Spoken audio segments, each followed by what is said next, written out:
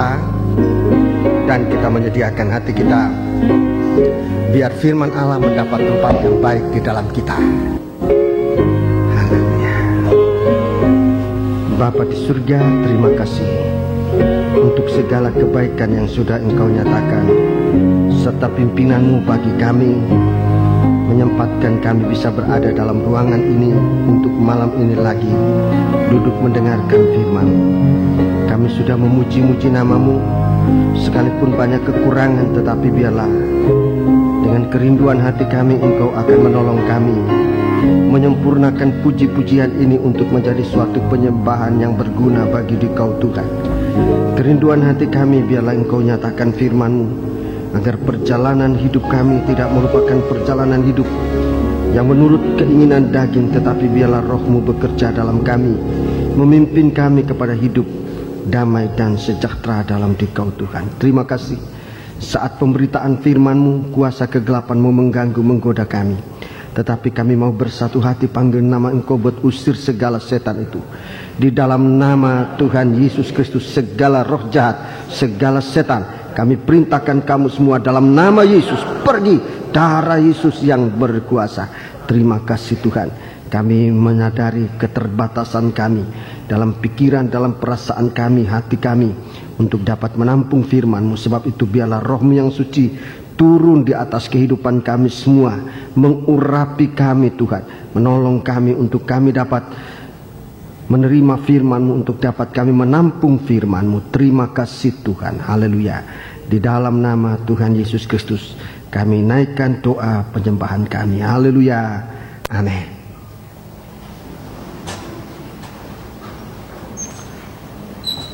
Salam sejahtera bagi kita sekalian. Selamat berbahagia dalam menerima sabda Tuhan dalam nama Tuhan Yesus Kristus. Puji Tuhan. Di tengah-tengah kita pada malam hari ini, keluarga Sidik Purnomo dari Amerika bersama kita kembali. Setelah beberapa tahun kita tidak bertemu satu dengan yang lain, dan sekarang bertemu kembali. Kepada keluarga ini kami ucapkan selamat datang dan selamat berbakti bersama kami pada malam ini. Semoga hari-hari bersama di Surabaya akan merupakan hari-hari bahagia buat kita sekalian. Puji Tuhan.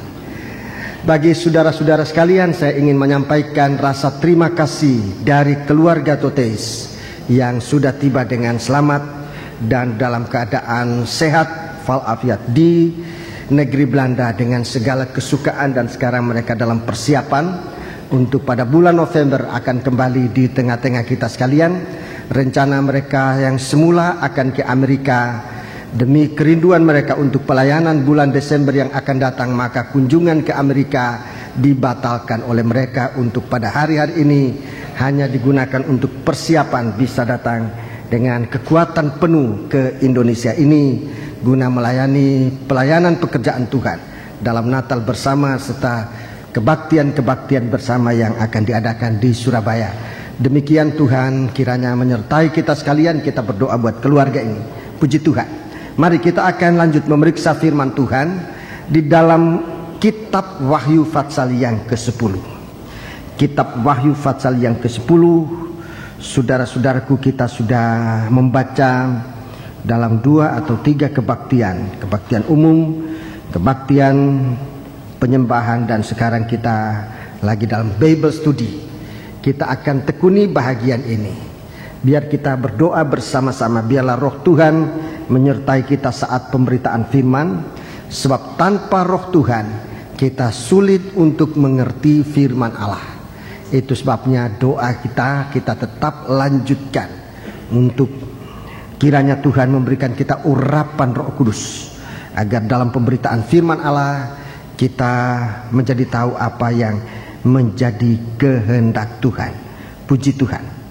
Kitab Wahyu Fatsal 10 dalam pengajaran tabernakel ini berada dalam tanda tutupan pendamaian dengan 7 percikan darah. Tutupan pendamaian dengan 7 percikan darah ini tidak dapat dipisahkan, saudara-saudaraku. Tutupan pendamaian yang menanggung 7 percikan darah merupakan sesuatu hal yang sangat dibutuhkan oleh sidang jemaat tetapi dituntut oleh Allah Bapa dan Roh Kudus. Mata mereka memandang kepada tutupan pendamaian ini untuk melihat percikan darah itu, dan dengan demikian tutupan pendamaian ini mempunyai kemampuan untuk mengatasi segala sesuatu celaan yang ada di dalam tubuh Kristus, dalam gereja Tuhan. Kita akan membaca pasal 10 ini ayat 1 sampai dengan ayat yang ketiga. Ayat 1 sampai dengan ayat yang ketiga. Dan aku melihat seorang malaikat lain yang kuat turun dari surga. Ya, ini tutupan pendamaian. Ini tutupan pendamaian. Seorang malaikat lain yang kuat turun dari surga. Ini bicara tentang pribadi dari Yesus Kristus sendiri. Malaikat yang kuat saya sudah jelaskan dalam kebaktian-kebaktian yang lalu. Sesuatu kehidupan yang tidak mungkin jatuh, sesuatu kehidupan yang dapat melakukan segala sesuatu perintah Tuhan. Tanpa kekuatan ini tidak mungkin dia dapat melakukan perintah Tuhan. Dan juga tanpa kekuatan ini dia pasti bisa jatuh seperti malaikat-malaikat yang lain yang juga pernah jatuh, termasuk Lucifer yang jatuh kemudian menjadi setan, dan malaikat-malaikat lain menjadi roh-roh yang najis, roh-roh jahat yang sekarang sedang berkeliaran di tengah-tengah umat manusia di bumi ini. Jadi kita melihat di sini Yesus Kristus ditampilkan sebagai seorang malaikat lain yang kuat turun dari surga. Tapi dengan kekuatan penuh dia mampu mengerjakan keselamatan manusia. Dia mampu membaharui manusia, tapi dia juga mampu menghukum segala kejahatan-kejahatan. Ini kekuatan dia. Kekuatan ini juga berarti bahwa dia tidak akan pernah jatuh. Ini kekuatan yang Tuhan ingin berikan kepada kita sekalian. Mari kita melihat mulai sekarang, baca selanjutnya. Berselubungkan awan. Ini berselubungkan awan. Ini tanda dari percikan darah, tanda hasil dari percikan darah. Ini yang pertama. Terus dan pelangi di atas kepalanya. Pelangi di atas kepala, ini tanda yang kedua. Dan mukanya sama seperti matahari. Muka ini tanda yang ketiga, seperti matahari. Dan kakinya bagaikan tiang ini yang api. Keempat, kakinya bagaikan tiang api. Dua, dalam tangannya ia memegang sebuah gulungan kitab kecil yang terbuka. Ini yang kelima, tangannya memegang buku yang terbuka. Terus ia menginjakkan kaki kanannya di atas laut dan kaki kirinya di atas bumi. Iya, pijakannya. Ini yang selanjutnya. Terus dan ia berseru dengan suara nyaring sama seperti singa yang mengaum. Singa yang mengaum. Terus dan sesudah ia berseru, ketujuh guru itu memperdengarkan suaranya. Ya, terima kasih. Jadi ada 7 hasil dari percikan darah. 7 hasil dari percikan darah yang akan menampilkan suatu sinar kemuliaan. 7 hasil dari percikan darah. Mari, yang pertama sudah tadi saya sebutkan, tapi tidak mengapa dalam Bible Study ini saya sebutkan kembali berulang-ulang. Ada 7 hal yang terjadi lewat percikan darah ini. Yang pertama,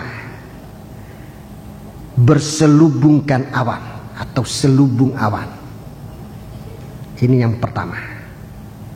Ini bicara tentang kepribadian. Kepribadian yang dalam urapan Roh El Kudus. Jadi kepribadian. Ini bukan pribadi, tapi ini bicara tentang kepribadian.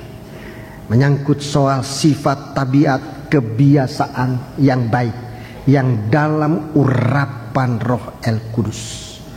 Kepribadian dalam urapan Roh El Kudus.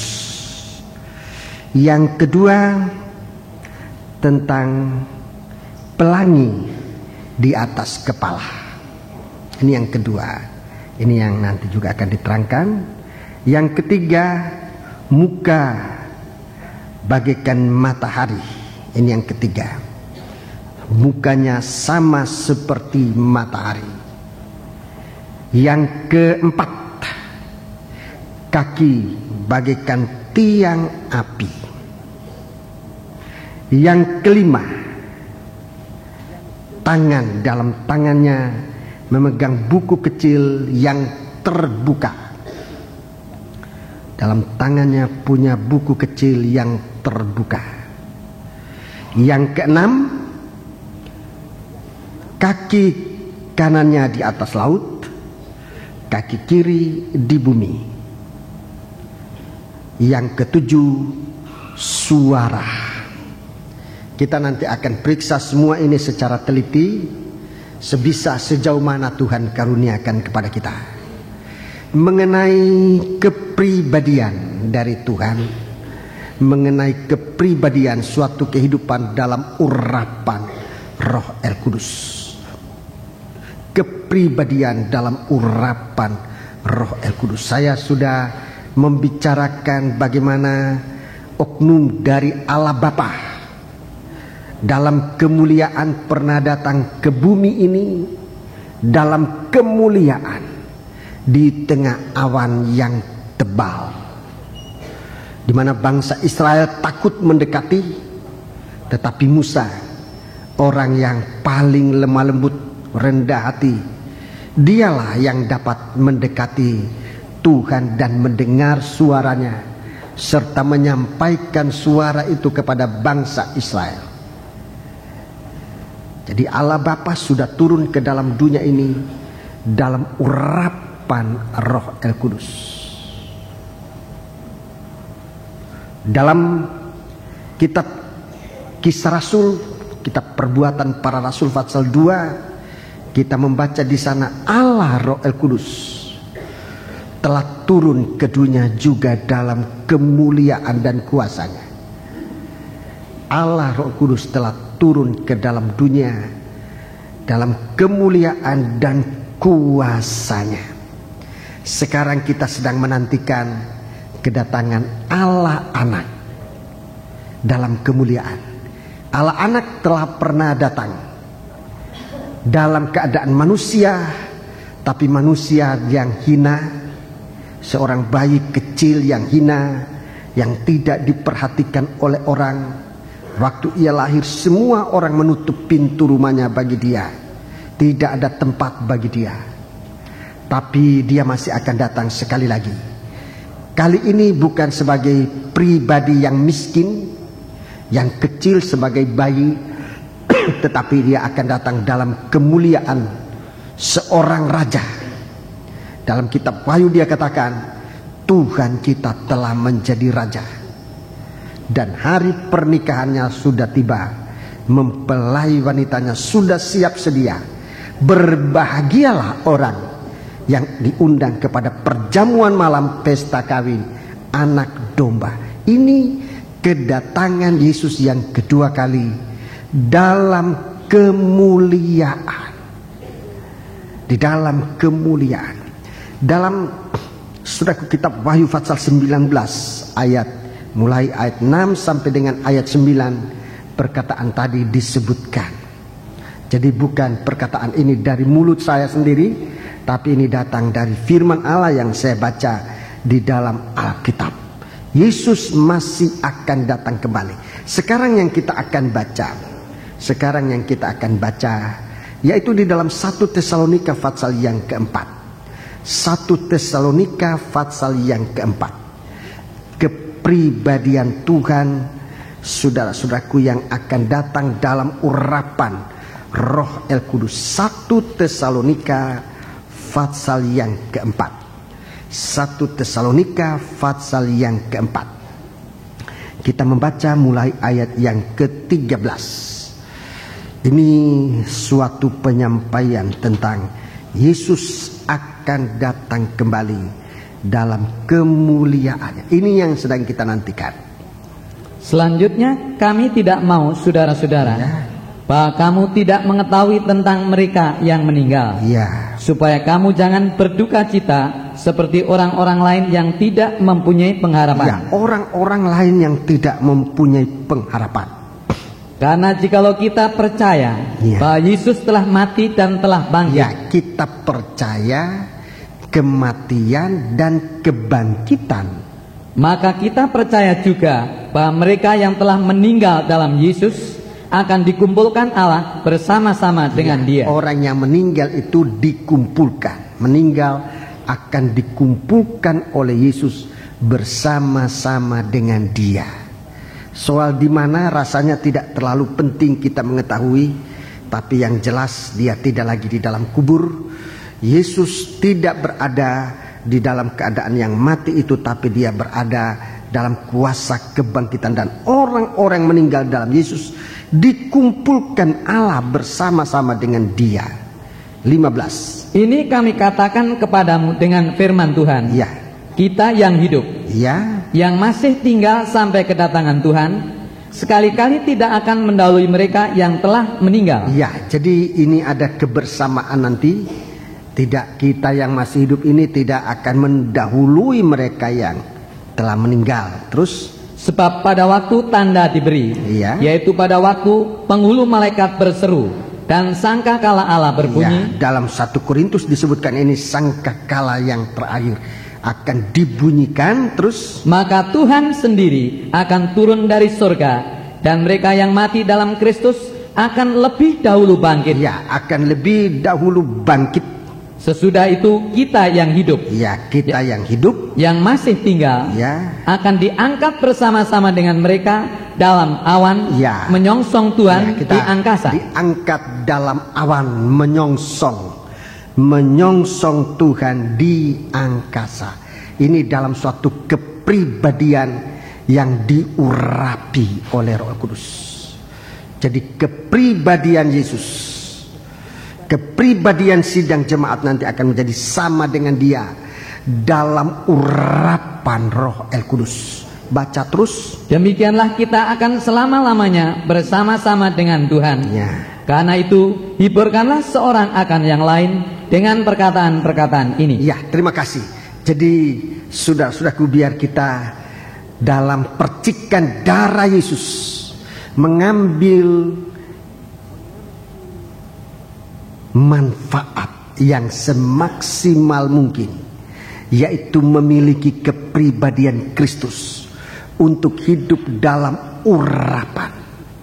Rasul Paulus dengan singkat mengatakan supaya kita berpikir dan berperasaan seperti pikiran dan perasaan yang juga ada pada Yesus, yaitu hidup selalu menghampakan diri dalam suatu kehidupan, selalu dalam proses perobekan daging. Ini kepribadian dari Yesus Kristus. Tidak menonjolkan dirinya sendiri, tetapi berusaha untuk menghampakan diri supaya menjadi taat dan dengar-dengaran kepada Tuhan. Ini kepribadian dari Yesus Kristus. Dalam kitab Nabi Yesaya pasal 11, di sana jelas kepribadian, roh apa yang ada pada Yesus, yang mengurapi Dia itu. Di dalam kitab Nabi Yesaya, ini perjanjian lama dulu kita baca, kitab Nabi Yesaya pasal yang ke-11. Kitab Nabi Yesaya pasal yang ke-11. Ini roh Tuhan, ini urapan yang ada pada Yesus. Biar urapan itu juga ada pada kita. Sudah kita melihat urapan ini. Wahyu pasal yang Yesaya pasal 11 ayat 1 sampai dengan ayat yang ketiga. Suatu tunas Ya. akan keluar dari tunggul Isai, Iya, terus dan taruk yang akan tumbuh dari pangkalnya akan berbuah. ya. Jadi kita lihat di sini suatu tunas itu batang yang lemah, suatu taruk itu juga akar yang lemah akan tumbuh dari pangkalnya akan berbuah. Jadi ini sebetulnya sesuatu hal yang mustahil, tetapi itu sudah terjadi karena urapan Roh Kudus. Suatu pertumbuhan, dikatakan ini suatu pertumbuhan ke arah lebih hari lebih lemah lembut, lebih hari lebih mengosongkan diri. Bukan kita, tetapi Yesus di atas segala-galanya. Ini kepribadian dari Yesus. Ini kepribadian yang membuat dia tidak mungkin jatuh. Ini kepribadian yang membuat dia tidak mungkin jatuh. Sebab dia tahu merendahkan diri. Orang yang berada di tempat yang paling rendah itu sudah tidak mungkin jatuh. Tempat di mana manusia tidak mungkin jatuh adalah tempat yang paling rendah. Kalau kita duduk di bangku, kita masih bisa jatuh sekitar 45 cm itu tingginya. Kalau kita berada di tempat yang lebih tinggi, kemungkinan jatuh lebih banyak. Tapi kalau kita sudah menempatkan diri di tempat yang paling bawah, di tempat yang terendah, itu membuat kita begitu kuat dan berbuahkan buah yang berkenan kepada Allah. Di luar cara Allah, cara manusia, maafkan, di luar cara manusia berpikir. Dia menjadi tunas, dia menjadi taruk yang tumbuh dari pangkal, yang akan berbuah. Sudah, ini kepribadian dari Yesus. Kepribadian yang akan diurapi oleh Tuhan. Di dalam kesombongan, di dalam kita merasa ada sesuatu di dalam kita, itu mengurangi dan bahkan bisa melenyapkan urapan Allah di dalam kita sekalian. Membuat kehidupan kita semakin rendah di bawah kaki Tuhan. Semakin merasa bukan sesuatu. Di situ urapan Tuhan berlaku. Sebab itu sesuai dengan kepribadian Tuhan. Di sana Tuhan menjanjikan urapan rohnya yang suci. Saudara-saudaraku, sidang jemaat kita dipercayakan pekerjaan yang besar untuk pelayanan, mempersiapkan sidang mempelai, mempersiapkan gereja Tuhan dalam menyambut kedatangan Yesus Kristus yang kedua kali. Dimulai dengan kegiatan-kegiatan kebaktian persekutuan. Kebaktian persekutuan yang kembali dipercayakan kepada kita. Kekuatan kita justru di saat kita tidak berharap pada pikiran kita, tidak berharap pada kemampuan kekayaan kita, tidak berharap pada kemampuan otot kita, tapi di saat kita justru melawan segala sesuatu yang bersifat daging ini untuk menyerahkan diri kepada Tuhan. Di situ letak kekuatan. Di situ kekuatan yang tidak terkalahkan.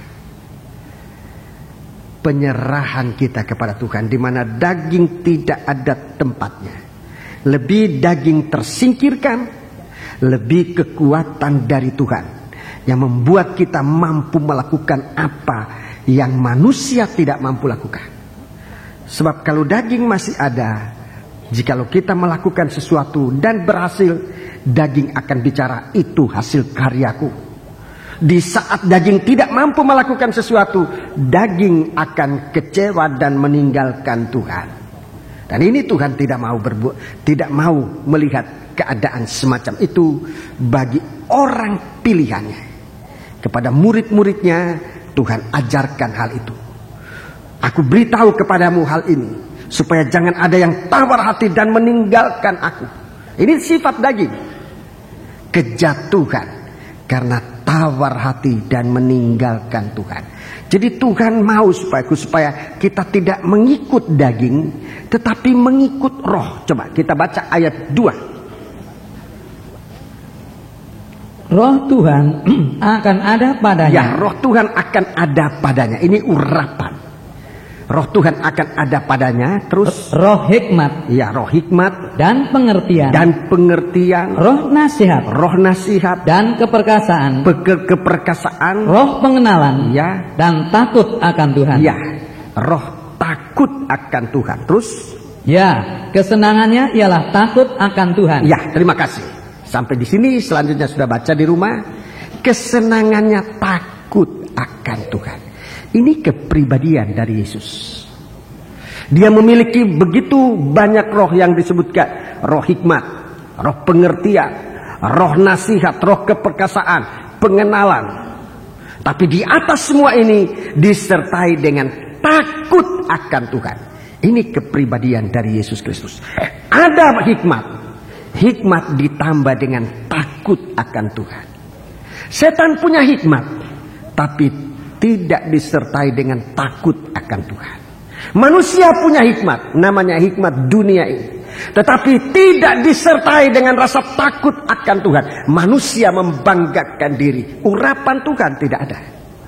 Tuhan memberikan kita hikmat, tapi kalau kita menerima hikmat dengan percikan darah, hikmat itu akan disertai dengan rasa takut akan Tuhan. Ini urapan. Ada pengertian. Setan juga punya pengertian. Manusia punya pengertian. Tapi tidak disertai dengan rasa takut akan Tuhan. Tidak dalam urapan Roh Kudus. Punya pengertian disertai dengan rasa takut akan Tuhan. Pengertian kita, saudara-saudaraku, pengertian yang mempunyai kekuatan yang tidak mungkin jatuh dan bahkan mampu melakukan sesuatu yang manusia tidak bisa lakukan. Ini urapan Roh Kudus. Itu urapan Roh Kudus. Ada nasihat. Setan juga punya nasihat. Manusia punya nasihat. Tapi manusia juga setan punya nasihat, tidak disertai rasa takut akan Tuhan.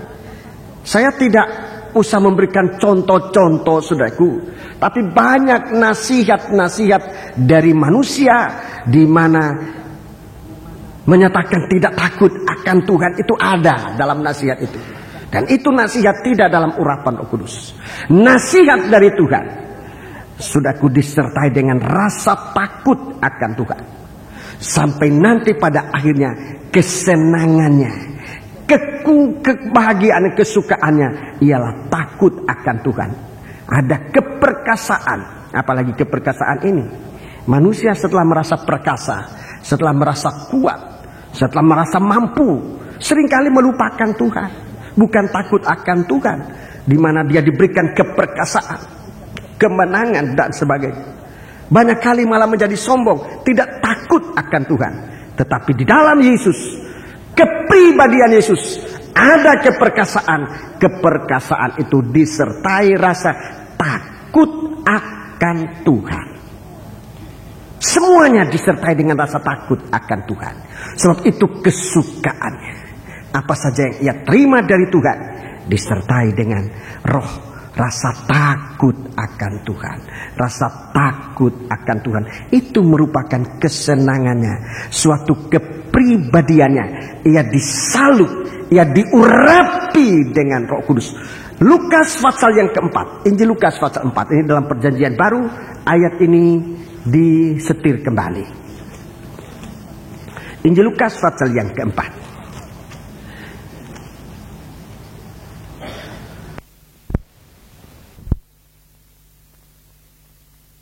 Ayat yang ke-17. Kepadanya diberikan kitab Nabi Yesaya, dan setelah dibukanya, ia menemukan nas di mana ada tertulis. Ya, perhatikan. Roh Tuhan ada padaku. Roh Tuhan ada padaku. Oleh sebab ia telah mengurapi aku. Ini urapan. Ini kepribadian yang diurapi, yang mengurapi aku. Untuk menyampaikan kabar baik kepada orang-orang miskin. Iya. Dan ia telah mengutus aku. Iya. Untuk memberitakan pembebasan kepada orang-orang tawanan dan penglihatan bagi orang-orang buta. Iya. Untuk membebaskan orang-orang yang tertindas. Untuk memberitakan tahun rahmat Tuhan telah datang. Iya, terima kasih. Dalam ayat yang ke-21. Lalu ia memulai mengajar mereka, katanya, pada hari ini genaplah nas ini sewaktu kamu mendengarnya. Iya, terima kasih. Jadi Tuhan datang menggenapi nas dari kitab Nabi Yesaya tentang Dia. Dia yang telah datang. Dia yang telah diurapi oleh Tuhan untuk menjadi seorang yang merendahkan diri serendah-rendahnya untuk takut dan taat kepada Tuhan, sampai pun harus mati di atas, bahkan mati di atas kayu salib. Ini satu kehidupan yang diurapi oleh Tuhan. Jadi saudara-saudaraku, seorang malaikat lain yang kuat turun dari surga. Dia bersalut dengan awan. Ini bicara dari kepribadian seseorang, kepribadian dari Yesus Kristus. Saudara-saudaraku, untuk menerima urapan Roh El Kudus, saat daging dirobek, saat daging terkena percikan darah, daging tidak bersuara. Di saat itu kita mengalami urapan Roh El Kudus. Di saat kita mati bersama dengan Dia, di saat percikan darah itu juga kena kepada kita, kena kepada kepribadian kita. Kita dirubah oleh Tuhan menjadi sama dengan Dia, berpikir seperti Kristus berpikir, berperasaan seperti Kristus berperasaan, dan kita dalam urapannya. Puji Tuhan. Ini tentang kepribadian. Itu yang kena percikan darah pertama-tama. Kita datang kepada Tuhan, biar kita berikan kepribadian kita dipercik dengan darah. Begitu banyak umat manusia yang menjadi susah, disusahkan oleh tabiatnya sendiri, oleh kepribadiannya yang tidak dapat dikuasai, tidak dapat ia atasi sendiri. Tapi kalau kita mau kena percikan darah Kristus, maka saudara-saudaraku, kepribadian kita akan dirubah oleh Tuhan menjadi satu kepribadian yang disalut oleh Roh Tuhan dalam urapan Roh Kudus. Saudara-saudaraku akan disebut di hadapan Tuhan menjadi orang yang kuat bagi Tuhan. Puji Tuhan. Mari kita kembali dalam kitab Wahyu pasal yang ke-10 tadi. Jadi itu yang pertama, bersalut dengan awan. Bersalut dengan awan. Jadi kekuatan dia ini jelas bukan dari daging, tetapi justru dari Roh El Kudus. Kepribadian yang tahu merendahkan diri di bawah kaki Tuhan. Dikatakan ia turun dari surga. Dalam surat Efesus pasal 4 dikatakan ia turun sampai ke bumi yang paling bawah sekali.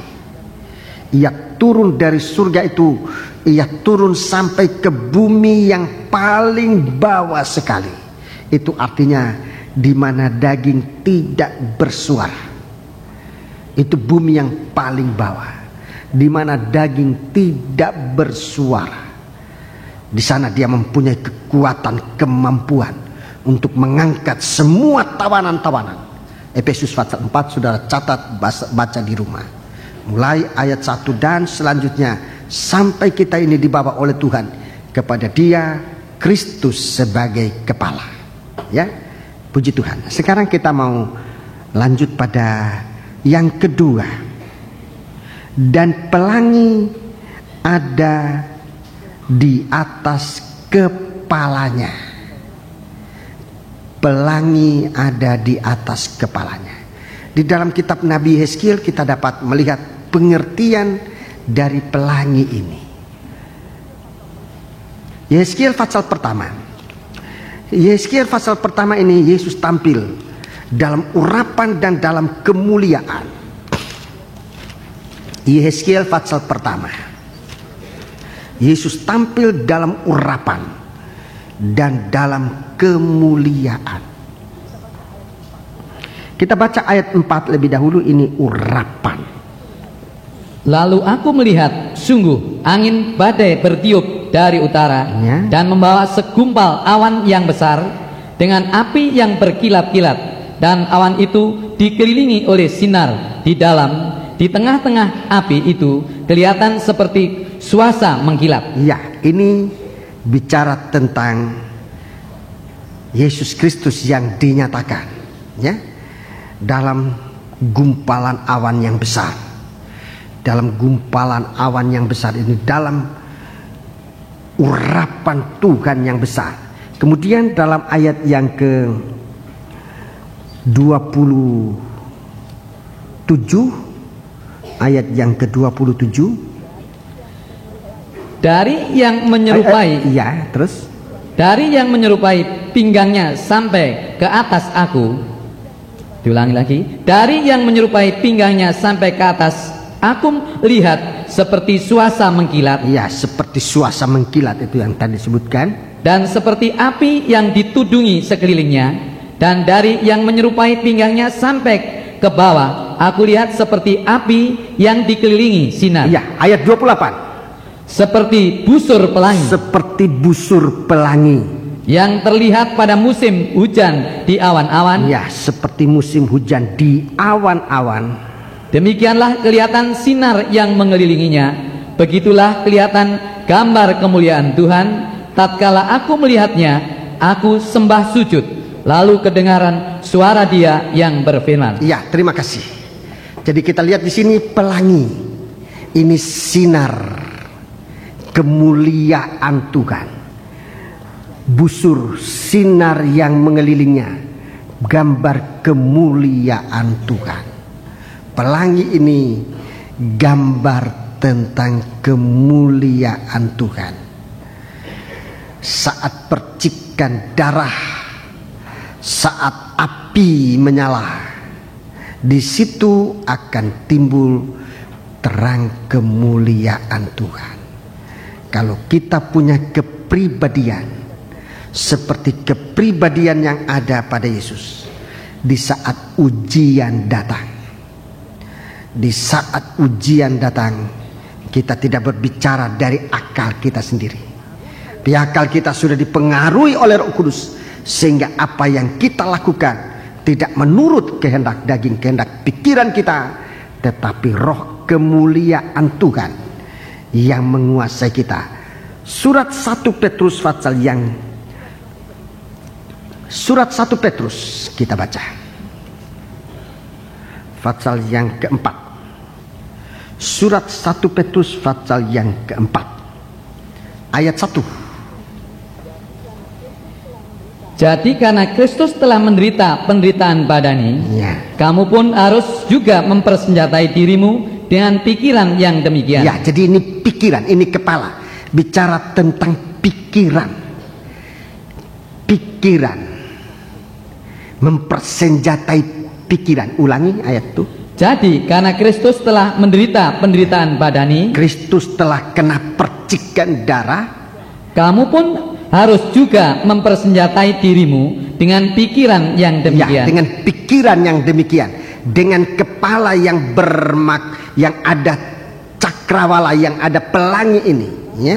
Terus karena barang siapa telah menderita penderitaan badani, ia telah berhenti berbuat dosa. Ia berhenti berbuat dosa, ayat 2. Supaya waktu yang sisa jangan kamu pergunakan menurut keinginan manusia, tetapi menurut kehendak Allah. Ini kemuliaan Allah.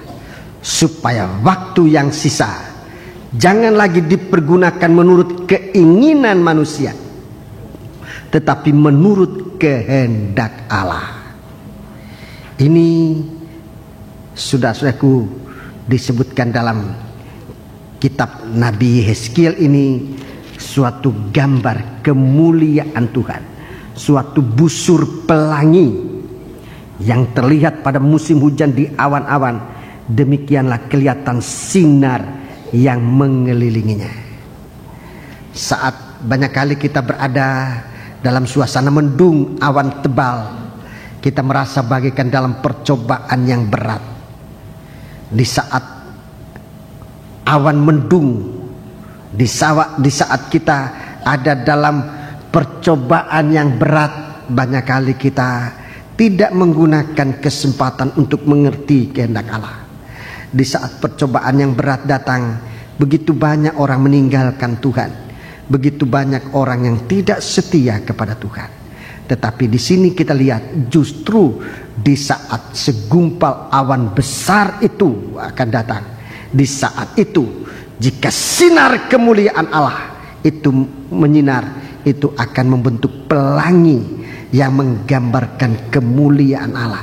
Di dalam percobaan yang besar, sebenarnya kesempatan yang paling besar untuk kita bisa memuliakan Tuhan. Sekarang kita baca ayat yang ke-12. Ayat yang ke-12.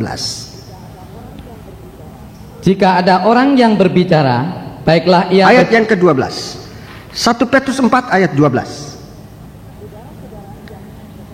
Saudara-saudara yang kekasih, Ya. janganlah kamu heran akan nyala api siksaan Jangan kamu heran akan nyala api siksaan yang datang kepadamu Iya. sebagai ujian, sebagai ujian. seolah-olah ada sesuatu yang luar biasa terjadi atas kamu. Ya, terus 13. Sebaliknya, bersukacitalah sesuai dengan bagian yang kamu dapat dalam penderitaan Kristus, Sesuai dengan bagian yang kamu dapat dalam penderitaan Kristus, supaya kamu juga boleh bergembira dan bersukacita pada waktu ia menyatakan kemuliaannya. Ayat 14. Berbahagialah kamu Ya. jika kamu dinista karena nama Kristus, Karena nama Kristus. sebab roh Ya, kemuliaan ini di garis bawah. Ini roh kemuliaan. Sebab roh kemuliaan, yaitu roh Allah ada padamu. roh Allah ada padamu. Roh Allah ada padamu. Jadi demikian Tuhan menampilkan dirinya untuk mengerjakan sidang jemaatnya di hari-hari akhir ini. Dia sedang memperlengkapi jemaat dengan kemuliaan yang ada pada dia, hasil dari percikan darah yang ia alami dan di saat ia turun dari surga untuk mati di atas kayu salib, supaya kita dilengkapi oleh Tuhan dengan pelangi ini, dengan pelangi ini, dengan busur ini. Pelangi atau istilah lain juga busur, ya. Ini membuat suatu kemuliaan yang Tuhan berikan kepada kita, kemuliaan yang ada tanda kemenangan. Waktu Nuh keluar dari Bahtera, busur itu juga dinyatakan oleh Tuhan. Coba kita membaca dalam kitab Kejadian. Dalam kitab Kejadian, ini roh kemuliaan Tuhan dinyatakan. Kitab Kejadian pasal yang ke-9.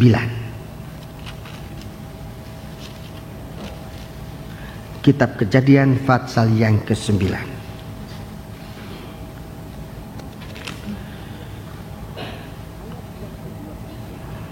Ayat yang ke-12. Dan Allah berfirman, inilah tanda perjanjian yang kuadakan antara aku dan kamu, serta segala makhluk yang hidup, yang bersama-sama dengan kamu, turun-temurun untuk selama-lamanya. Busurku kutaruh di awan, Ya.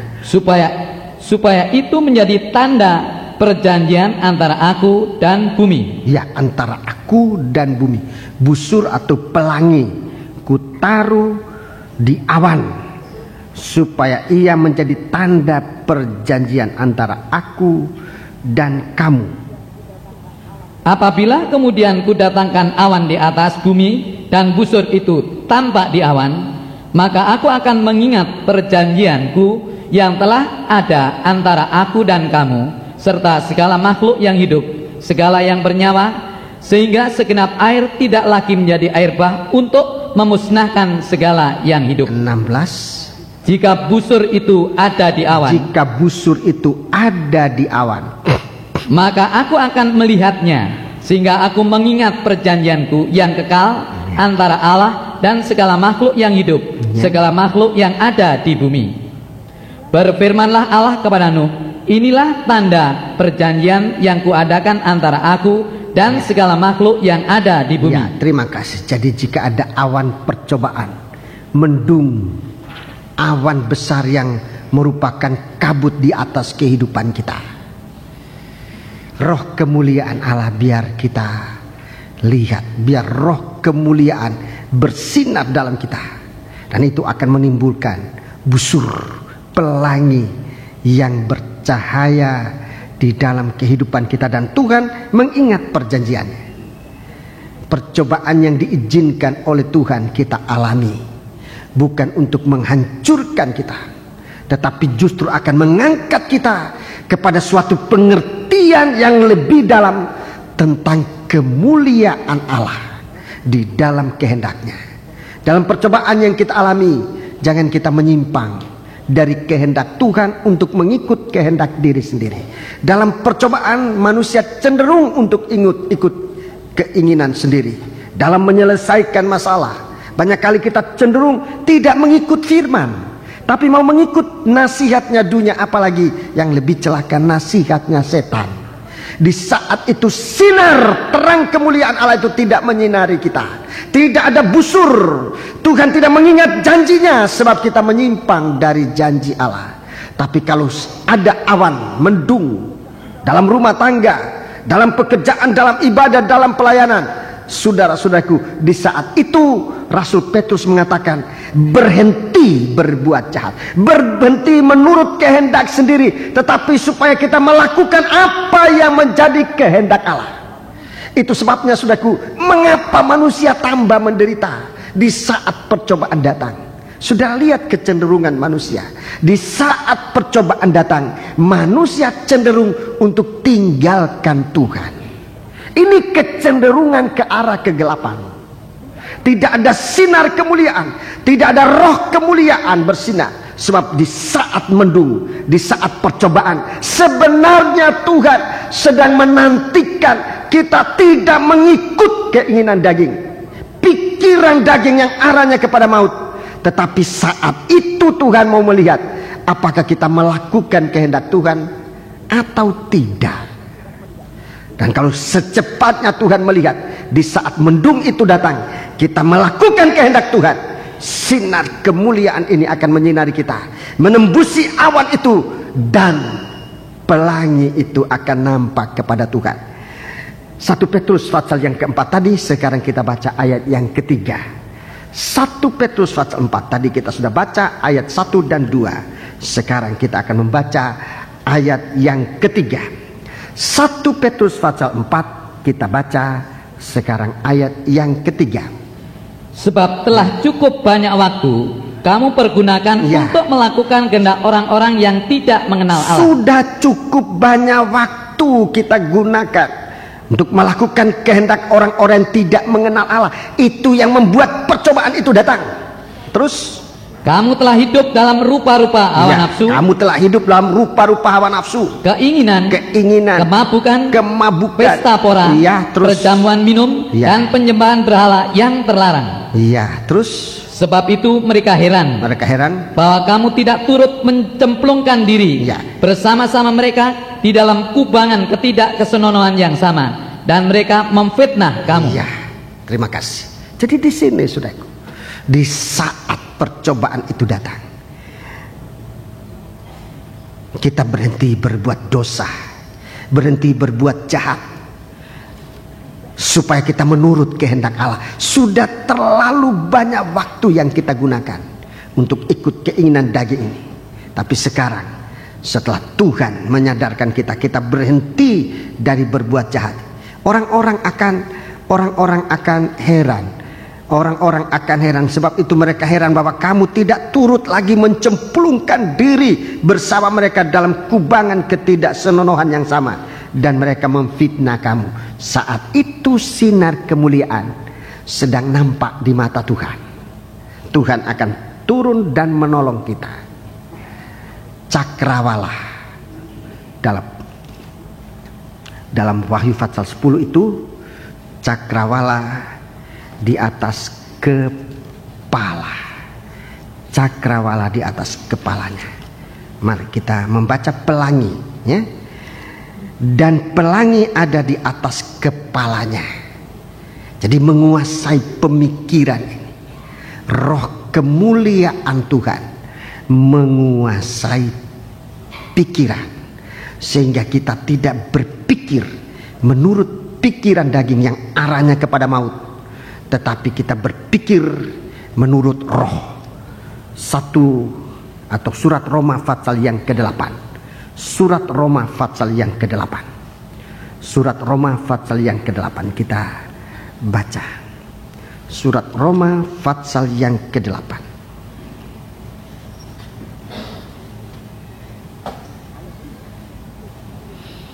Ayat 5 dan 6. Sebab mereka yang hidup menurut daging memikirkan hal-hal yang dari daging. Mereka yang hidup menurut roh memikirkan hal-hal yang dari roh. Ya. Karena keinginan daging adalah maut, tetapi keinginan roh adalah hidup dan damai sejahtera. Ya, hidup dan damai sejahtera. Perkataan damai itu artinya peperangan sudah berhenti. Itu damai. Menimbulkan sejahtera. Bagaimanapun di dalam peperangan itu menghasilkan ketidaksejahteraan. Sebab itu mari kita hidup menurut roh. Orang yang hidup menurut roh memikirkan tentang roh. Ayat 6 orang keinginan daging adalah maut, tapi keinginan roh adalah hidup dan damai sejahtera. Di dalam kitab Wahyu pasal 6, kitab Wahyu pasal yang ke-6, kitab Wahyu pasal yang ke-6, kitab Wahyu pasal yang ke-6, kita baca ayat yang ke-2. Wahyu pasal 6 kita baca ayat yang ke-2.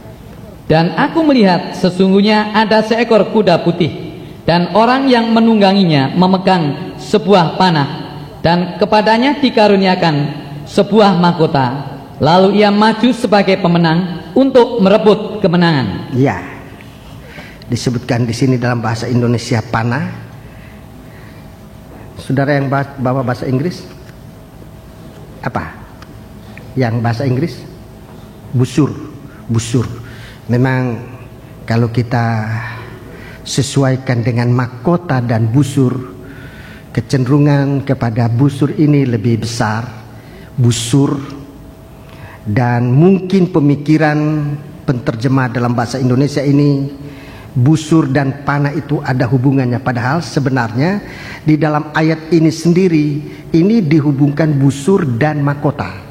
Kalau kita berpikir lebih dalam, tapi dalam hal ini saya tidak ingin menghakimi, tapi kalau kita melihat konteks atau hubungan kata-kata dalam ayat ini, busur itu justru hubungannya dengan mahkota, bukan dengan panah.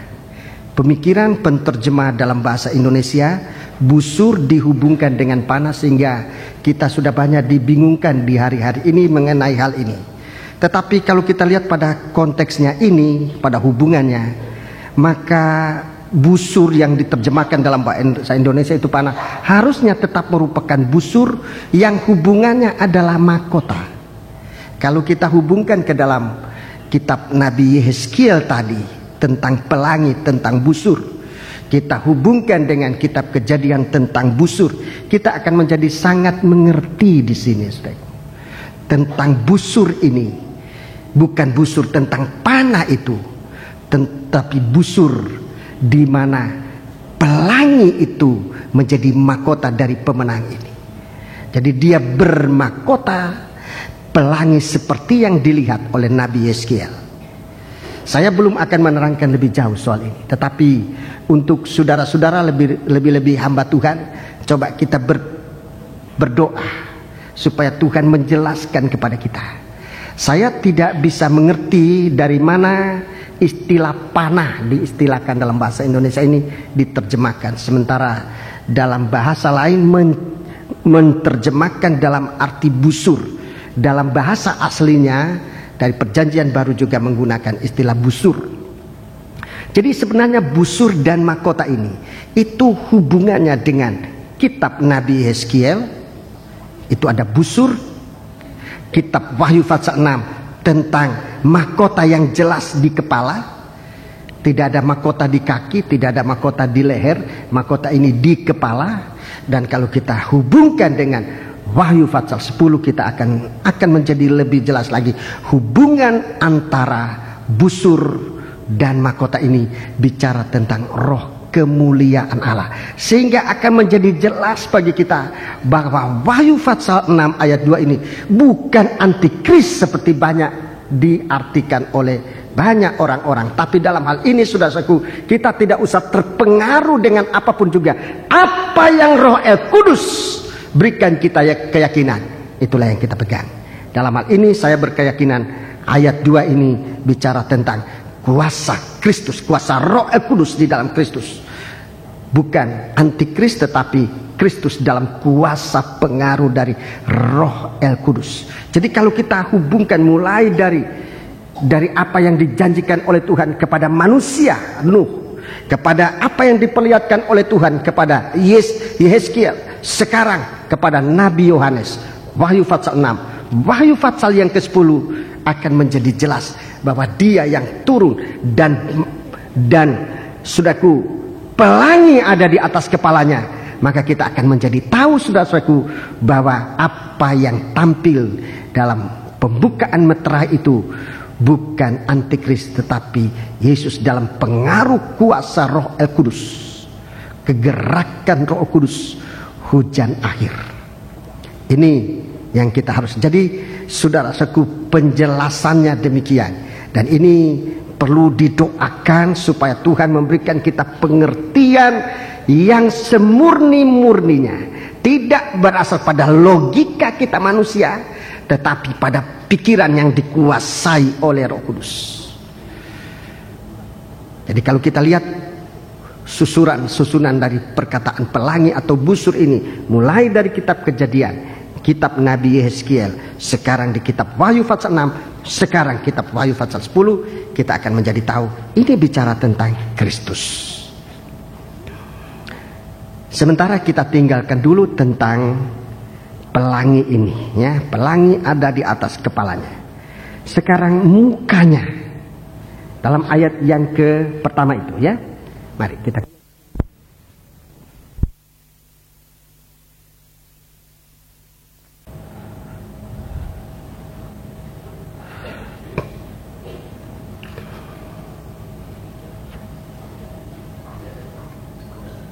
perdebatan Wahyu pasal 6 ayat 2 tentang antikris dan kegerakan Roh Kudus atau Kristus itu sendiri, itu perdebatan dari abad ke abad, sudah merupakan warisan sampai hari ini. Dan saya anjurkan sidang jemaat jangan melibatkan diri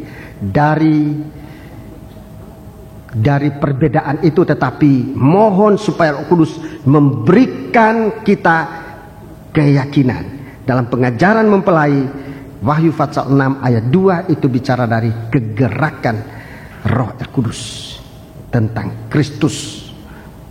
Ada banyak hal-hal yang perlu dikaitkan dalam menjelaskan ayat-ayat itu. Jadi penjelasan dengan tanpa ayat itu berasal dari pikiran manusia. Kalau kita jelaskan sesuai dengan kaitan ayat-ayat, kita akan menjadi sangat jelas. Mari kita membaca sekarang. Dan mukanya sama seperti matahari. Mukanya sama seperti matahari. Ini muka yang juga pernah kena percikan darah. Dia bersinar seperti matahari. Injil Matius pasal 17 ayat 2. Kita mau lihat lebih dahulu untuk meneguhkan bahwa yang tampil di sini bukan malaikat biasa, tapi Yesus dalam kemuliaan yang kekal. Matius pasal 17 ayat 2. Lalu Yesus berubah rupa di depan mata mereka. Berubah rupa di depan muka mereka. Wajahnya bercahaya seperti matahari. Ya, wajahnya bercahaya seperti matahari. Dan pakaiannya menjadi putih bersinar seperti terang. Ya, terima kasih. Dikatakan di sini wajahnya atau mukanya seperti matahari. Ini wajah yang kena percikan percikan darah. Wajah yang kena percikan darah akan bersinar seperti matahari. Mari, kalau kita bicara tentang muka, ini sama dengan kita harus berbicara tentang indera. Ada 5 indera kita. Jadi kalau kita berbicara tentang muka atau tentang wajah, ini kita akan berbicara tentang 5 indera atau panca indera, yang dalam pengajaran tabernakel ini merupakan pintu, merupakan pintu masuknya segala sesuatu ke dalam hati manusia. Ini pintu hatinya manusia. 5 indera ini pintu: mata,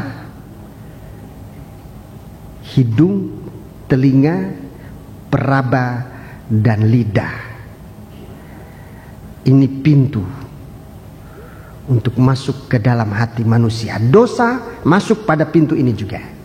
Dosa manusia masuk di hati lewat pintu ini juga. Indera yang tidak kena percikan darah menjadi pintu masuknya dosa ke dalam hati manusia untuk lahir menjadi perbuatan. Jadi kita perhatikan ini, pintu hati. Dan 5 indera ini berada pada wajah manusia, pada muka manusia. Di situ letaknya 5 indera. 5 indera ini letaknya pada wajah, pada mukanya manusia. Kita bicara lebih dahulu satu persatu, saudaraku, tentang wajah ini, supaya kita bisa melihat bagaimana kita bisa menjaga mata, hidung, telinga, lidah kita, peraba kita, agar kita jangan berbuat dosa, tetapi akan menampilkan suatu wajah yang bersinar seperti matahari. Jadi tidak ada noda dosa. Seperti matahari, tidak ada noda apapun bisa tahan. Segala noda itu disingkirkan, dan matahari itu menyinarkan sinar kehidupan. Dari indera kita akan menyinarkan sinar kehidupan bagi kita sendiri dan bagi sesama. Kita akan mulai dengan mata. Kita mulai dengan mata. Untuk tubuh, ya. Mata untuk tubuh. Tubuh punya mata untuk memandang sesuatu. Dengan mata kita memandang sesuatu. Dan dari pandangan mata ini timbul keinginan. Ya. Ini dijaga. Jadi pekerjaan dari mata ini memandang. Matanya tubuh kita itu memandang sesuatu. Dari pandangan itu timbul keinginan. Saya kira saya tidak perlu jelaskan terlalu bertalu-talu atau berlarut-larut, kita cepat mengerti. Dari banyak kali memandang, melihat, lalu timbul keinginan untuk membeli barang, untuk membeli sesuatu, dilihat-lihatin dulu. Dari penglihatan itu timbul keinginan untuk memiliki, untuk membeli dan sebagainya. Ya. Kalau pandangan ini tidak disucikan, saudaraku, keinginan itu bisa membuahkan dosa. Karena ingin, lalu uangnya tidak cukup, mencurilah orang, menipulah. Nah, ini pandangan mata yang tidak dipercik darah. Jadi biar mata kita ini memandang, melihat sesuatu, menimbulkan keinginan, tapi keinginan yang dapat dikuasai, dipercik dengan darah, sehingga tidak dengan pandangan yang menimbulkan keinginan itu kita berbuat dosa. Itu baru mata jasmani ini, baru mata yang ada pada tubuh ini, Sudah dosanya begitu hebat. Sudah dosanya begitu hebat. Bayangkan, masih ada bagian tubuh kita yang lain, yaitu jiwa kita. Jiwa kita. Matanya dari jiwa itu membayangkan. Jadi matanya dari tubuh memandang, ya. Matanya dari tubuh itu memandang, menimbulkan suatu keinginan. Tetapi jiwa kita punya mata, namanya membayangkan. Sudah kita lihat, pulang di rumah, mata tidak lihat lagi, tapi jiwa kita masih lihat, masih terbayang-bayang. Itu jiwa yang melihat itu. Jiwa kita masih membayangkan. Kalau jiwa kita itu dipercik darah, maka dari bayangan ini timbul suatu kerinduan. Itu bayangan yang baik. Timbul suatu kerinduan. Itu jiwa kita merindukan. Oh, tadi saya lihat, begitu terkesan di hati, terbayang, bahkan waktu mimpi, waktu tidur jadi impian. Begitu terkesan. Kalau itu kesan yang baik, itu di jiwa kita itu timbul suatu kerinduan. Tetapi kalau jiwa kita, saudaraku, dikuasai oleh dosa, dari pandangan mata kita membayangkan, lalu timbul di hati kebencian, menjadi kepahitan hati, membuahkan perbuatan yang jahat, bisa bunuh orang, bisa apa saja. Ini karena apa? Karena melihat sikapnya yang tadi kepadaku begitu, wah, tidak sopan sama sekali. Jiwa membayangkan kurang ajar orang ini. Lalu roh berkata, jiwa ini mendengar, ayo balas. Timbullah perbuatan jahat. Muka itu tidak bersinar seperti matahari. Jadi kalau kita dipercik oleh darah mendalam sampai pada jiwa kita, bayangan yang ada itu akan menimbulkan suatu kerinduan. Suatu kerinduan untuk bisa menyatu, untuk bisa bertemu, untuk bisa memiliki yang indah itu. Itu muka bisa bersinar seperti matahari. Itu jiwa, ya. Matanya jiwa membayangkan. Tapi lebih dalam dari jiwa adalah roh ini. Adalah roh. Mata rohani. Lebih dalam daripada membayangkan. Tapi roh ini, roh itu punya pengharapan. Punya pengharapan. Sehingga dari mata rohani, saudaraku, pengharapan masa depan. Kalau pengharapan ini pengharapan yang baik, maka pada masa depan ini kita bisa tahu akan terjadi perkara yang bahagia. Ini namanya nubuat. Mata rohani memandang jauh, ya. Mata rohani itu memandang jauh, liwat bayangan sampai pada pengharapan akan kebahagiaan. Ini nubuat, sehingga orang bisa bicara tentang nanti akan terjadi ini. Kenapa? Sebab mata rohaninya dipercik oleh darah. Dia membayangkan sesuatu yang benar, yang indah. Dia menubuatkan sesuatu yang akan terjadi masa depan. Ini mata rohani. Jadi dari mata ini saja, saudaraku, dari mata kita sudah melihat bagaimana dosa bisa masuk di dalam sampai hati, jiwa, roh manusia.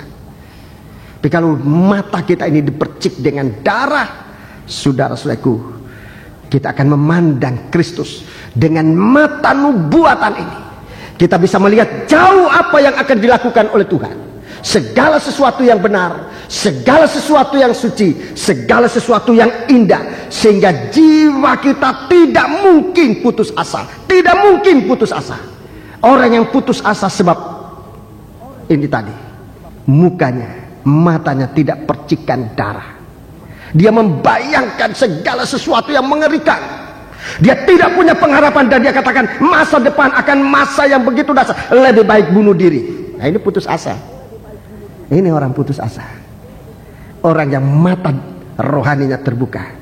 Dia bisa melihat dan dia tidak mungkin berbuat sesuatu. Sebab mata rohaninya menimbulkan pengharapan masa depan akan lebih cerah daripada hari ini.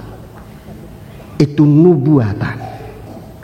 Mata yang melihat jauh, lebih jauh daripada apa yang dilihat oleh mata jasmani. Jadi saya ulangi sekali lagi, saudaraku, ini mata bagi tubuh untuk memandang, menimbulkan keinginan. Tapi mata dari jiwa membayangkan, menimbulkan kerinduan.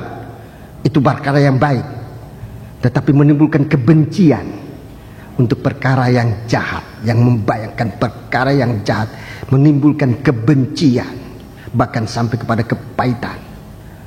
Roh itu untuk perkara yang baik punya pengharapan, sehingga dia memikirkan, menubuatkan masa depan yang indah. Tapi kalau roh itu punya mata rohani tidak dipercikkan darah, hati yang sudah ada kebencian, kepahitan, masa depannya akan lebih buruk dan dia bisa putus pengharapan dan melakukan nekat segala sesuatu yang tidak terpuji. Di dalam Injil Matius pasal yang ke-6, Injil Matius pasal yang ke-6, Tuhan bicara mulai dari mata, ya. Injil Matius pasal yang ke-6, Injil Matius pasal yang ke-6, Injil Matius pasal yang ke-6, Injil Matius pasal yang ke-6, kita membaca ayat yang ke-22.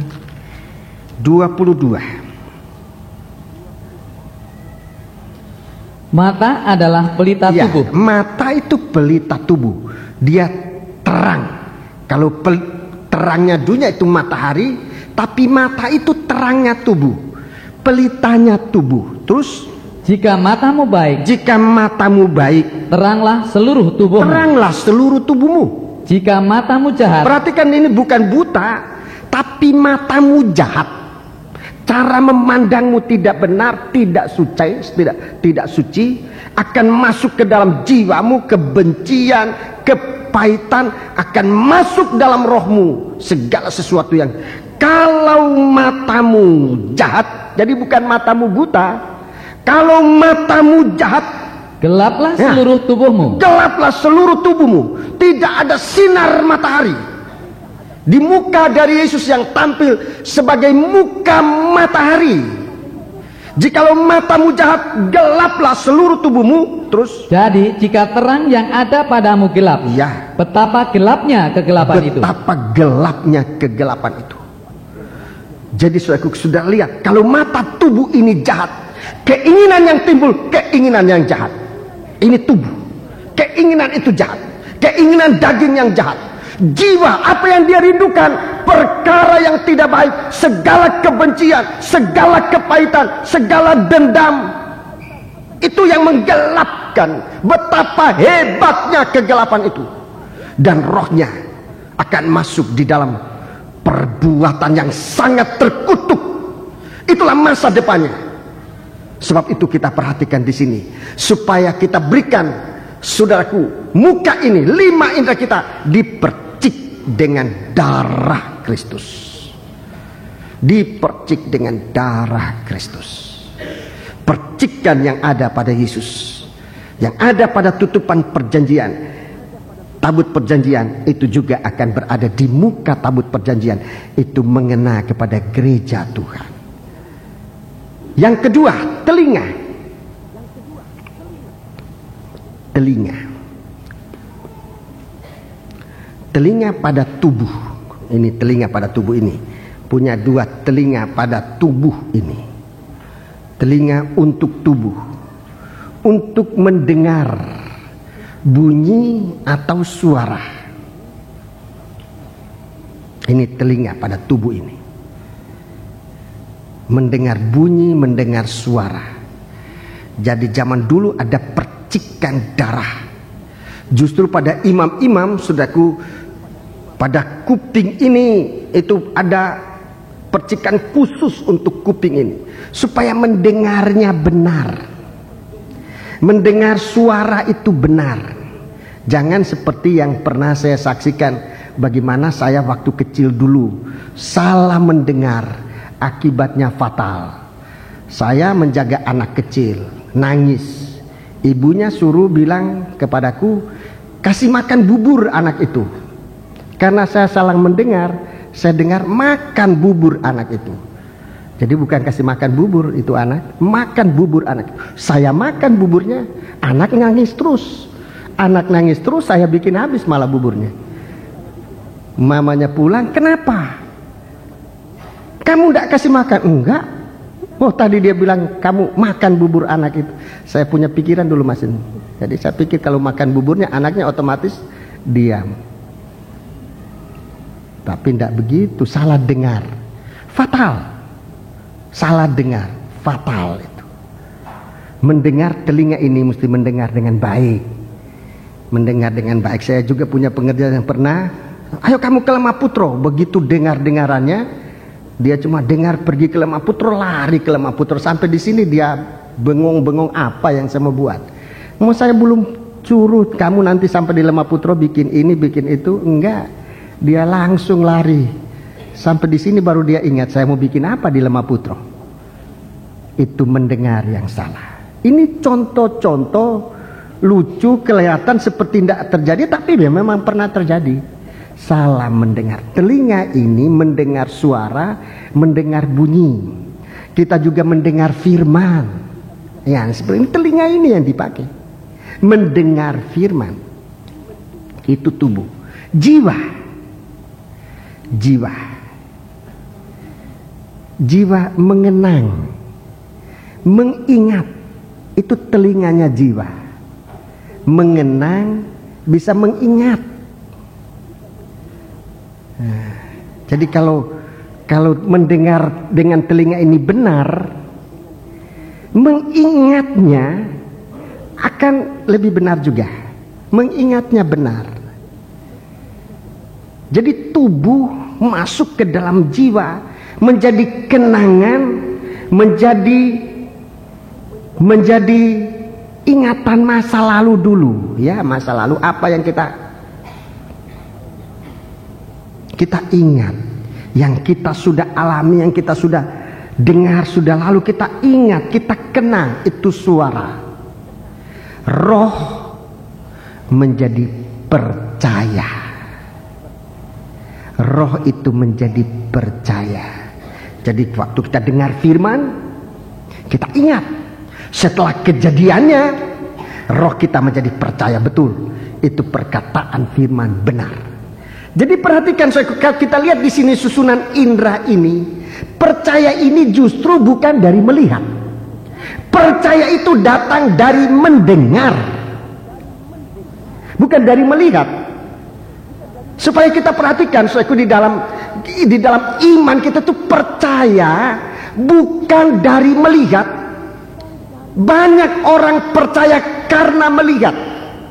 Tapi Tuhan katakan dalam Injil Yohanes pasal 2, Tuhan tidak mempercayakan dirinya kepada orang semacam ini. Sebab kalau kita lihat suatu muka yang bersinar seperti matahari, suatu indera yang dipercik dengan darah, maka iman itu datang dari mendengar. Mendengarnya baik, dia mengingatnya baik, ingatan itu di dalam hati menjadi iman. Itu iman yang benar.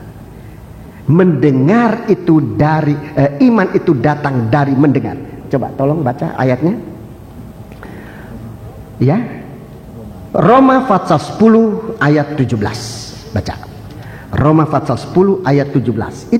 Itu iman dari mendengar. Sebab itu saudaraku, kalau kita mau mendengar firman Allah, biar telinga ini kena percikan darah supaya jangan gampang dikuasai oleh roh kegelapan dengan bunyi banyak macam suara yang mengganggu dan sebagainya. Tetapi supaya telinga ini dikuasai oleh Tuhan untuk mendengar firman Allah, Dan kalau kita pulang, kita ingat firman Allah untuk kita hidup percaya pada firman Allah itu. Itu roh. Baca. Jadi iman timbul dari pendengaran. Ya, iman itu timbulnya dari mendengar. Dan pendengaran oleh firman Kristus. Yang didengar itu adalah firman. Telinga mendengar firman Allah. Dengarkan kalau saudara mau beriman. Telinga ini mendengar firman Allah. Itu sebabnya dalam Lukas 8 ayat 18. Perhatikan cara kamu mendengar. Cara telinga ini mendengar. Perhatikan. Supaya ingatan kita tetap mengenang firman Allah itu, mengingat firman Allah, dan di dalam hati kita timbul iman. Yohanes pasal 2, Injil Yohanes pasal 2. Di sana ada orang percaya karena melihat tanda-tanda mujizat. Saudara-saudaraku, Yohanes pasal yang kedua. Yohanes pasal yang kedua kita baca, saudara-saudaraku, ayat yang ke-23. Dan sementara ia di Yerusalem selama hari raya Paskah, banyak orang yang percaya dalam namanya. Banyak orang percaya dalam namanya karena mereka telah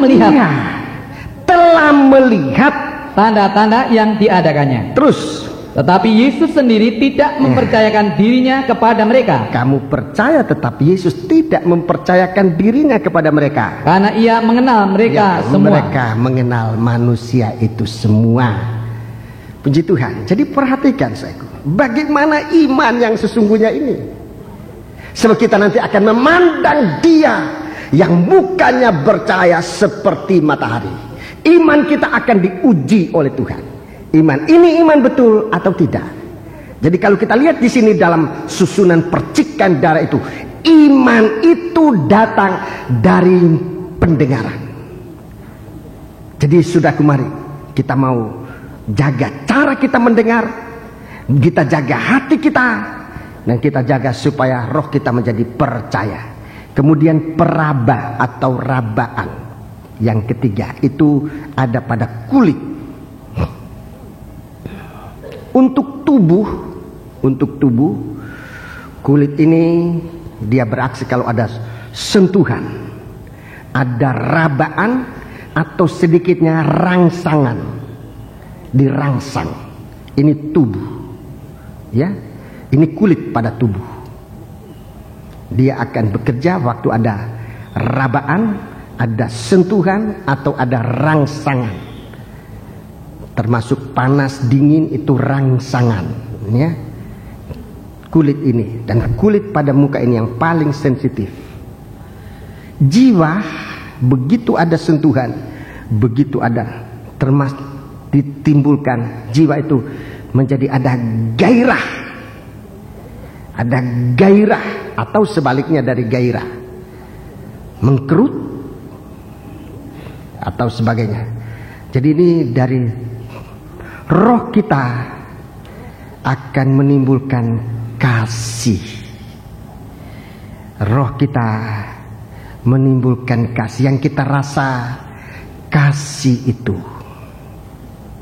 Atau kebencian, itu lawannya. Kalau kehidupan kita kena percikan darah, rangsangan, rabaan tangan Tuhan, akan menimbulkan suatu gairah untuk menyembah dia, dan kita bisa merasakan kasih Allah itu. Kita suka menyembah dia sebab kita merasa sentuhan Allah, kita merasa rangsangan Allah. Dalam jiwa kita timbul satu gairah untuk bersekutu dengan dia, untuk suka menyembah dia. Ini gairah yang timbul karena kehidupan kita kena percikan darah. Tapi kalau tidak kena percikan darah, akan sebaliknya, perbuatan-perbuatan yang jahat, kebencian, kepahitan akan ada dalam hati. Jadi kita jaga indera kita supaya muka ini bercahaya seperti matahari. Hidung untuk tubuh, hidung ini gunanya untuk membau yang harum atau yang busuk, ya. Ini untuk tubuh kita. Tapi untuk jiwa kita, itu hati nurani kita, membedakan yang baik dan yang jahat. Itu hati nurani. Itu harus dibasuh. Hati nurani. Seperti hidung kita itu, saudaraku, kalau kita membau yang busuk, biar diapakan pun tetap dia katakan itu busuk. Dikapak-kapak, no, katanya orang Surabaya. Yang busuk, ya busuk. Begitu hati nurani.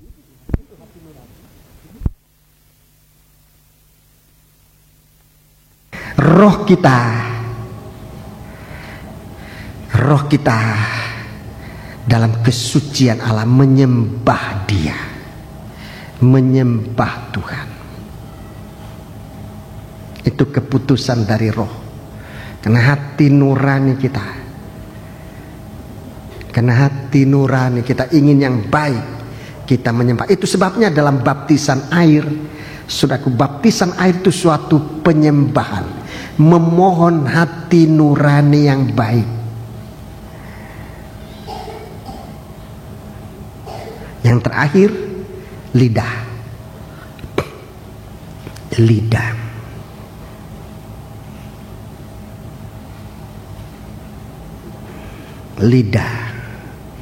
untuk tubuh. Lidah ini untuk tubuh, untuk mengecap rasa, manis, pahit, asam, asin, dan sebagainya. Saya nggak tahu berapa macam rasa itu.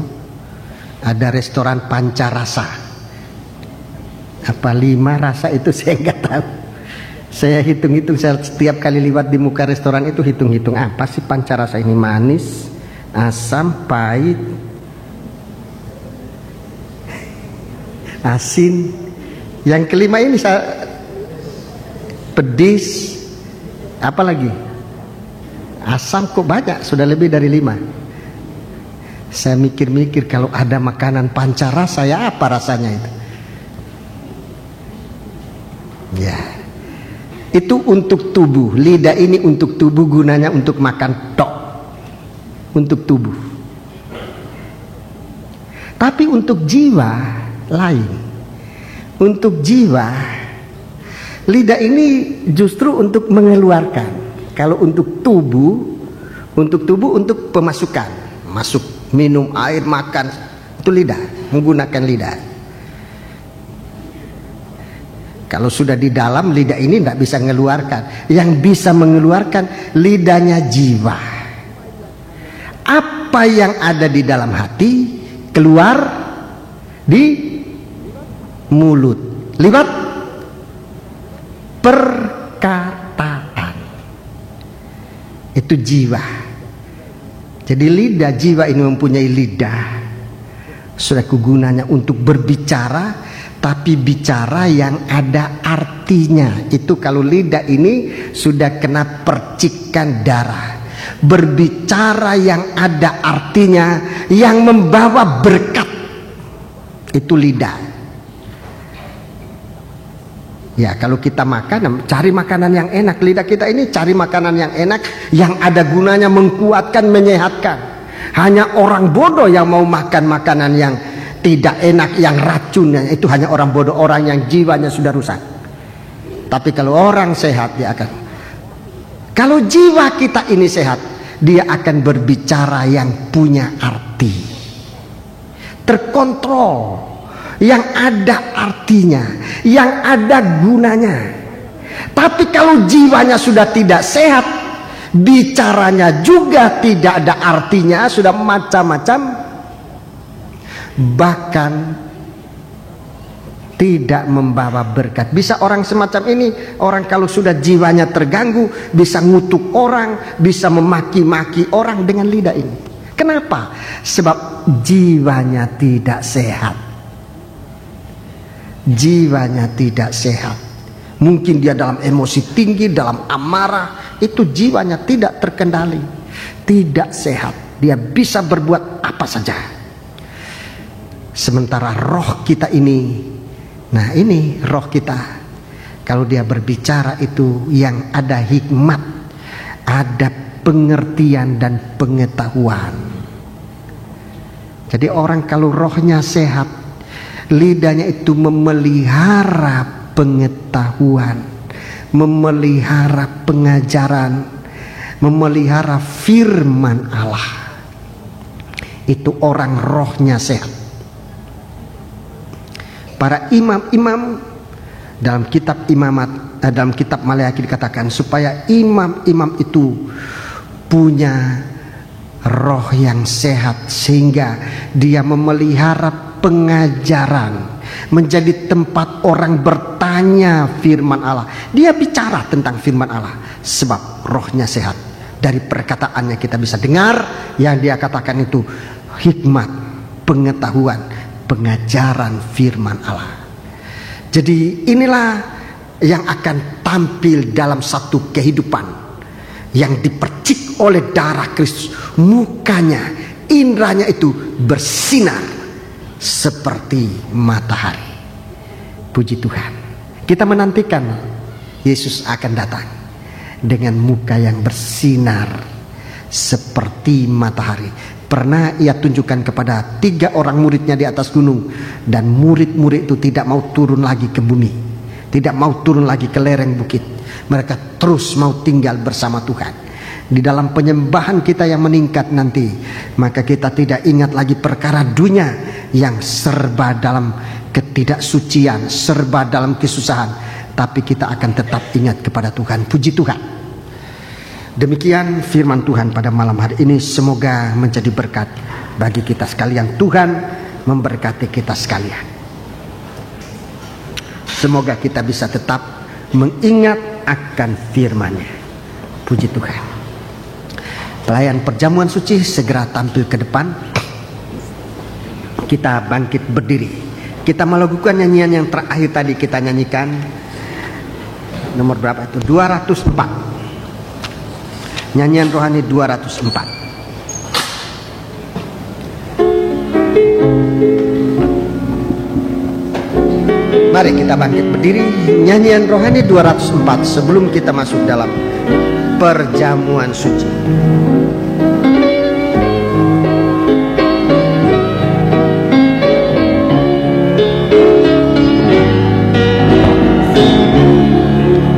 Ku rasa kekuatan-Mu ya Allah,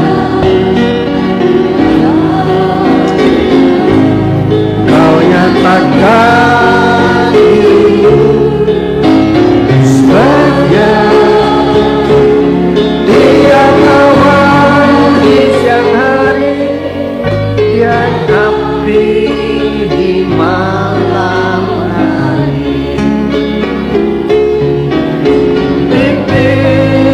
Langkahku, bimbing jalanku, berilah jawaban dalam persoalan. Firman-Mu sungguh ajaib. Bimbing langkahku, bimbing jalanku, berilah jawaban dalam persoalan. Firman-Mu sungguh ajaib. Sungguh ku rasa. Biar ini suatu pengakuan kita kepada Tuhan.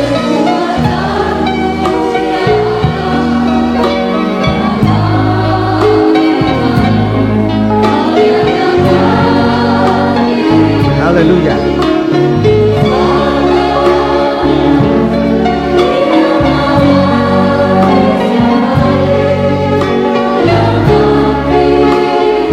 Sekali lagi dari atas, dengan pengakuan yang sungguh-sungguh.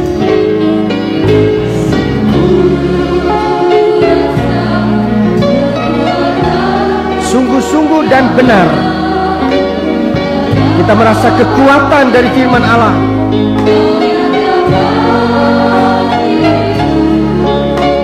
Sebagai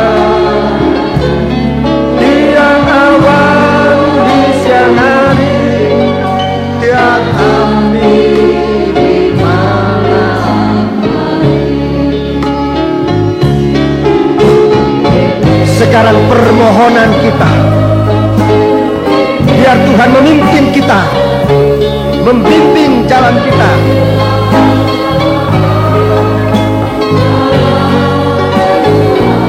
Naikkan permohonan ini. Haleluya. Persembahkan permohonan ini kepada Tuhan. Haleluya.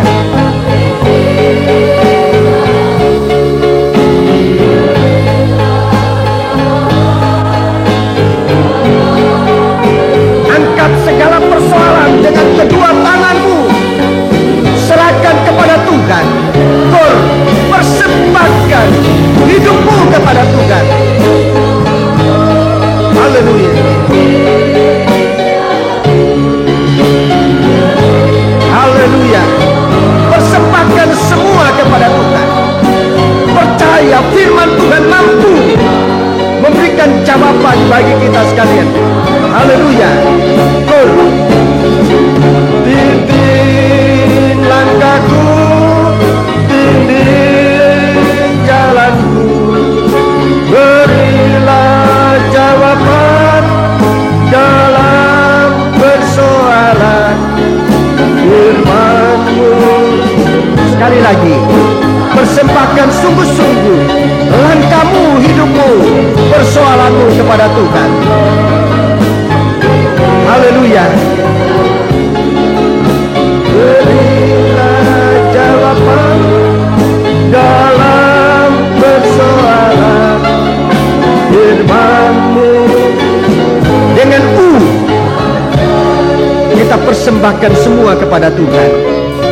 Sekarang Tuhan, hamba-Mu bersama sidang jemaat ini datang kepadamu, tidak ada lain dalam tangan kami ini kecuali satu-satunya kehidupan yang Engkau karuniakan kepada kami. Langkah-langkah hidup kami ini kami ingin persembahkan kepada Engkau, agar kehidupan kami dan langkah-langkah kami, langkah-langkah yang mengikut jejak-Mu Tuhan. Haleluya. Segala persoalan yang timbul dalam kehidupan kami pun kami ikut persembahkan di hadapan hadirat-Mu. Sebab kami percaya Engkau mampu menyelesaikan oleh kuasa firman-Mu yang ajaib, menolong kami untuk kami bisa hidup sebagai anak-anak-Mu yang selalu memuliakan Engkau. Terima kasih. Angkat tanganmu sekarang menyembah, mengucap syukur kepada Allah. Haleluya. Percaya Tuhan menolong. Haleluya. Haleluya. Haleluya. Haleluya. Haleluya. Haleluya. Haleluya. Haleluya.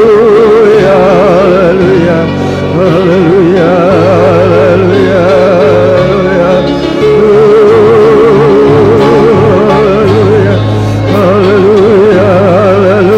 Haleluya. Haleluya. Kami rindu mengikut Engkau sebagai pengikut-pengikut-Mu yang setia. Haleluya. Haleluya. Haleluya. Haleluya. Haleluya. Haleluya. Haleluya. Haleluya. Haleluya. Terima kasih Tuhan, terima kasih. Terima kasih Engkau sudah berjalan di depan kami. Engkau sudah menderita karena kami Tuhan. Ajarkan kami mengikut jejak-Mu sampai kami bertemu Engkau sebagai Gembala Agung, pemelihara jiwa kami. Terima kasih. Turunkan tangan. Sekarang Bapa, kami akan menerima tubuh dan darah-Mu, firman yang sudah menjadi daging. Kami akan terima, kami akan minum, kami akan makan tubuh-Mu, minum darah-Mu. Biar firman-Mu mendarah daging di dalam kami. Kami bertabiatkan tabiat Engkau. Engkau mengampuni kiranya segala dosa kesalahan kami. Sekarang Bapa, layakkanlah kami menerima berkat dari perjamuan suci ini yang akan kami terima di dalam nama Tuhan Yesus Kristus. Haleluya. Amin.